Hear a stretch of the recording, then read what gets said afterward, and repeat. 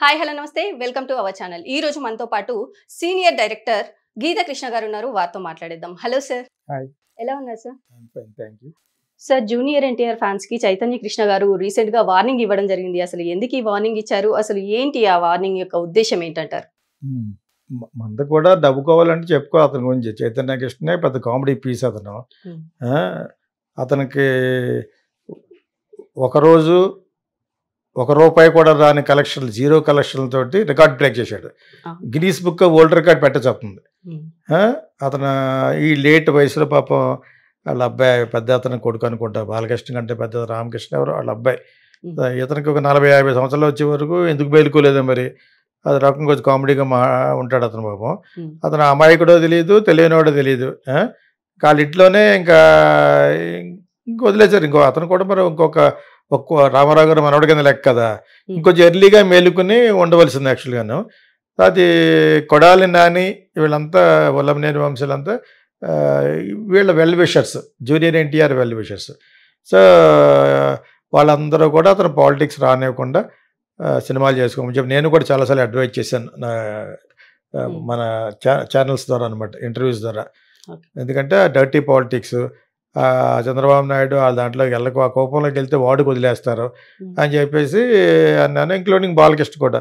ఇతను ఒకప్పుడు ఫంక్షన్కే లోపలికి రానివ్వలేదు ఎవరు, జూనియర్ ఎన్టీఆర్ ఒక మనిషిగా చూడలేదు అతను. ఆ విషయం అందరికీ తెలుసు, చాలామంది తెలుసు.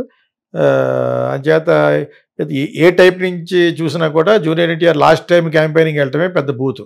ఆవిడ వెళ్ళమన్నాడు. ఎక్స్ట్రా జూనియర్ ఎన్టీఆర్ కొన్ని ఎక్స్ట్రాలు ఉన్నాయన్నమాట. ఫస్ట్లో ఎక్స్ట్రా మాట్లాడేదాలు అవి చాలా కంట్రోల్ చేసాం. మాట్లాడేవాళ్ళు ఎక్కడెక్కడ చెప్పి.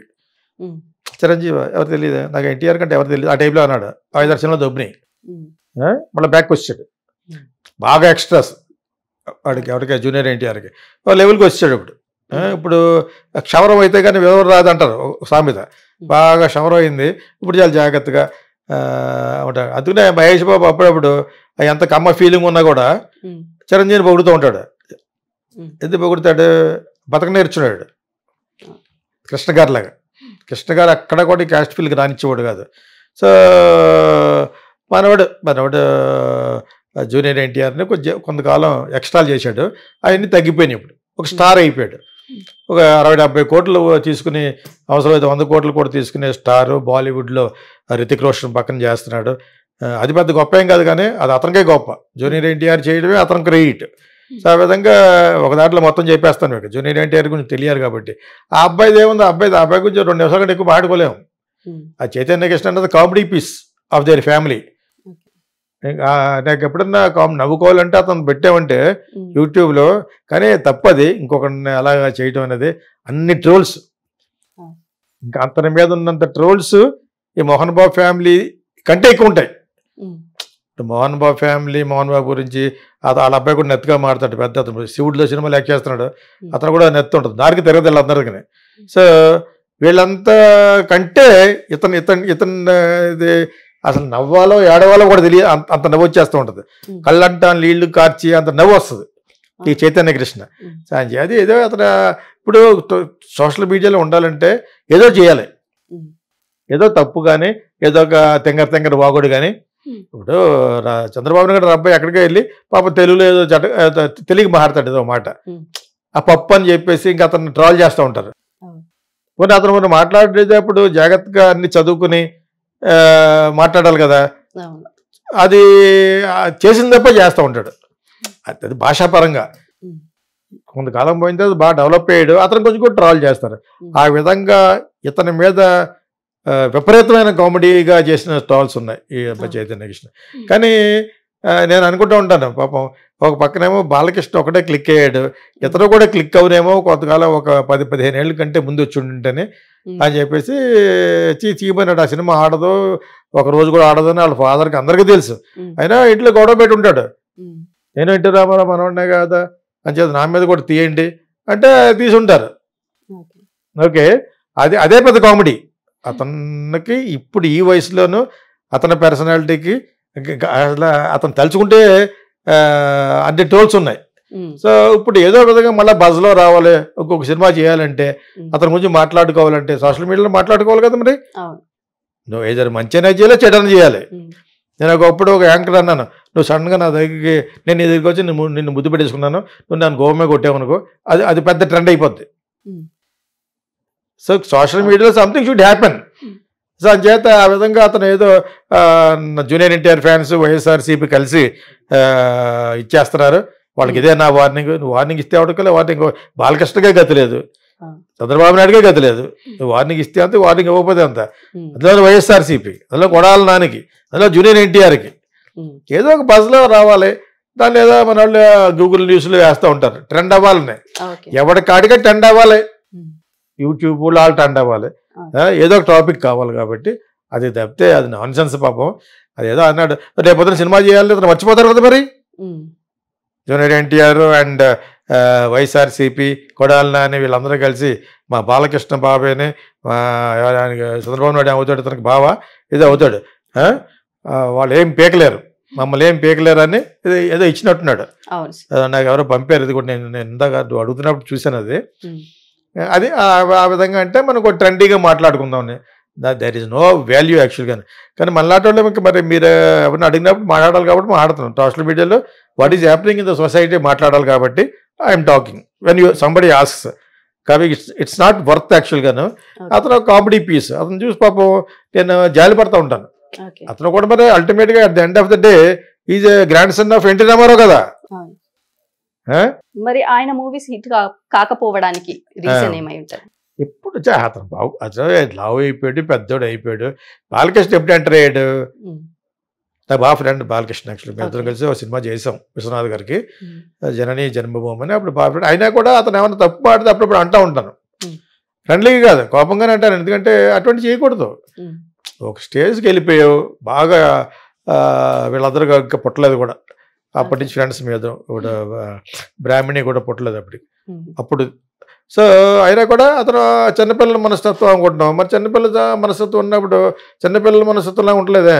నువ్వు దాన్ని కడుపు చేస్తాను, నేను కడుపు చేస్తాను, ఆ టైపులో అందరూ రెచ్చిపోతూ ఉంటాడు. మా సైడ్ హెచ్చు పెచ్చు అంటారు దాన్ని. కొంచెం 2 ఎక్స్ట్రీమ్స్ అనమాట. నవ్వుతున్నారు కదా అని చెప్పేసి ఏం పడుతుంది మాట్లాడాడు అనమాట. ఆ టైపులో మనోడు ఒక 50 సంవత్సరాలు ఏదో చేసినట్టున్నాడు వయసు. ఈ చైతన్య కృష్ణ అతనికి చేయమన్నాడు. ఎవడు చూస్తాడో చూడ్డు, అది వాళ్ళకి తెలుసు. కానీ ఇంక్లూడింగ్ బాలకృష్ణ కూడా ఏమండ. ఎందుకంటే ఎలాగంటాడు, ఇంకో బెదర కొడుకు ఏమో. అసలు యాక్చువల్గా చైతన్య కృష్ణకి నా సజెషన్ ఏంటంటే, ట్రోల్స్ బాగా చూస్తున్నారు కాబట్టి అటువంటి కామెడీ సినిమా చేస్తే బాగుంటుందని. అతను కామెడీగా చేసి చేస్తే బ్రహ్మాండంగా ఆడొచ్చు. నేను జీరో అని కాదు, నేను హీరో ఆ టైంలో ఏదో పెట్టి తీస్తే ఆడొచ్చు. మరి అతను సంపూర్ణేశ్వర బాబు సినిమా చూడలేదు మరి, ఎలా ఉంటాడో అది అందరికీ తెలుసు కదా.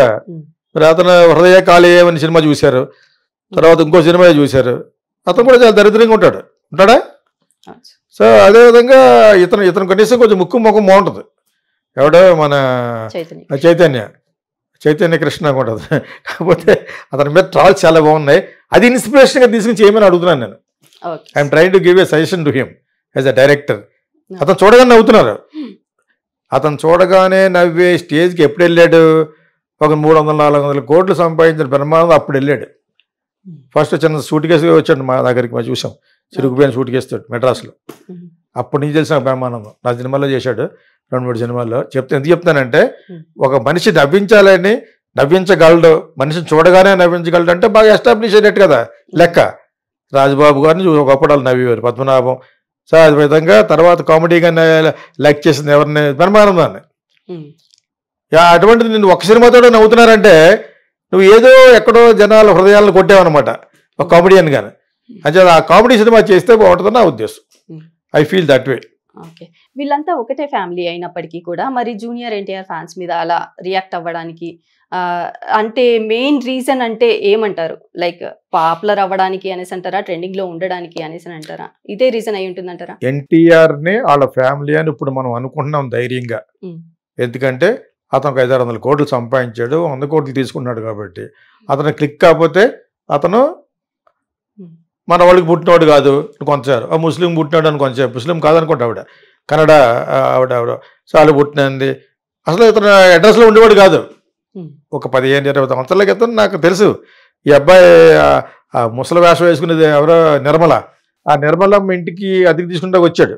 ఉమ్, ఆ నిర్మలమ్మ మేమంతా కలిసి స్వాతిపుచ్చు పనిచేసాం. ఇప్పుడు లేదు చచ్చిపోయింది ఆవిడ. మంచి మదర్ క్యారెక్టర్ చేస్తూ ఉంటుంది, బామ్మ క్యారెక్టర్లో. ఆ ఇడ్లీ తీసుకుంటా వచ్చినప్పుడు చూశాను. అప్పుడు నథింగ్ ఇతను ఒక డొక్కు జీప్ ఒకటి వేసుకొచ్చేవాడు జూనియర్ ఎన్టీఆర్. పైకి వచ్చాడు, ఫలించింది, ఎక్కడికో వెళ్ళిపోయాడు. ఉమ్, రాజమౌళి ఫిలిం, దాని తర్వాత ఇంకో ఫిలిం ఇంకో అయిపోయింది, మొత్తం పైకి వచ్చాడు. ఇప్పుడు మన ఫ్యామిలీ అంటున్నారు, నువ్వు వచ్చి క్యాంపెయిన్కి రా అంటున్నారు. ఎందుకు వస్తారు మరి? అంతకుముందు వచ్చాడు, వాడికి వదిలేశారు. ఉమ్, అసలు యాక్సిడెంట్ కూడా అయింది అతనికి, జూనియర్ ఎన్టీఆర్కి. ఇప్పుడు అలాగా ఈసారి రియలైజ్ అయ్యాడు.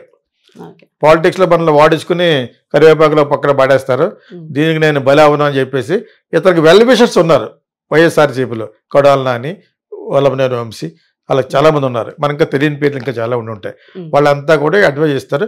ఈ మధ్యన అడ్వైజ్లు అంటున్నాడు, అంటే వినే టైప్ ఏం కాదు జూనియర్ ఎన్టీఆర్. అతను పైకి వచ్చేసాడు, అయినా కూడా కొంతమంది ఉండాలి అని మనలాంటి వీడియోలు కొన్ని చూస్తూ ఉంటాడు, చెప్తూ ఉంటారు. డెఫినెట్గా దట్ హాస్ హెల్ప్డ్ హిమ్. ఆ ఫ్యామిలీలో మనిషి కింద చూసినవాడు అయితే ఆ ఫ్యామిలీ ఇతను ఫంక్షన్కి పిలిచేవారు కాదు జూనియర్ ఎన్టీఆర్ని. ఇప్పుడు కావాలని కలుపుకున్నారు. ఉమ్, ఇమేజ్ డబ్బులు సంపాదించాడు కాబట్టి. Okay. ఇమేజ్ ఈరోజు అతను కానీ ఎల్లుంటే ఉమ్, ఎక్కడికో వెళ్ళిపోయారు తెలుగుదేశం. ఉమ్, ప్రివెంట్ చేశారు తెలుగుదేశం వాళ్ళు, ఐ మీన్ సారీ వైఎస్ఆర్సీపీ వాళ్ళు, Hmm. For him not to come అని. మనలాంటి వాళ్ళు కూడా ఎందుకు చెప్తా ఉంటే, నీ బ్రహ్మాండమైన సినిమా కెరీర్ ఉంది, your a beautiful actor, RRR లాంటి సినిమాల్లో చేసావు, మంచి మంచి సినిమాలు అన్నీ కూడా చేయగలిగావంటే నువ్వు గొప్ప నటుడు కాబట్టి, so don't come to politics అని నేను చాలాసార్లు చెప్పాను.